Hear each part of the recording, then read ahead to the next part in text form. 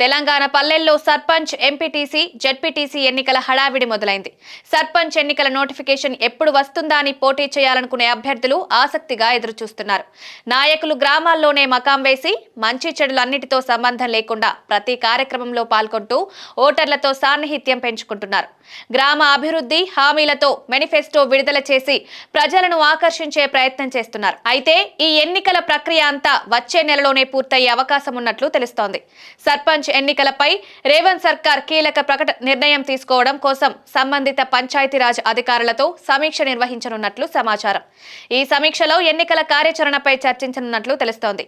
ఈ సమీక్షలో తీసుకున్న నిర్ణయాన్ని ఈసీకి వెల్లడిస్తే ఎన్నికల సంఘం తేదీలను ఖరారు చేయనుంది. అయితే ఈ ప్రక్రియ అంతా ఫిబ్రవరిలోనే పూర్తి చేసేలా ప్రభుత్వం యోచిస్తున్నట్లు ఊహాగానాలు వెల్లడవుతున్నాయి. ఈ ఎన్నికలతో పాటు టీచర్ ఎమ్మెల్సీ ఎన్నికలు కూడా ఒకేసారి నిర్వహించాలని ప్రభుత్వం భావిస్తోందట.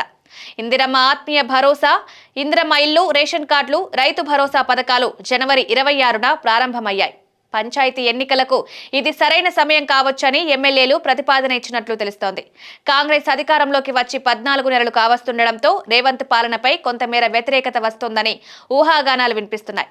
పథకాలు విడుదల చేసిన వెంటనే ఎన్నికలు నిర్వహిస్తే లబ్ధిదారుల ఓట్లను క్యాష్ చేసుకోవచ్చనే ఆలోచనలో ప్రభుత్వం ఉన్నట్లు సమాచారం.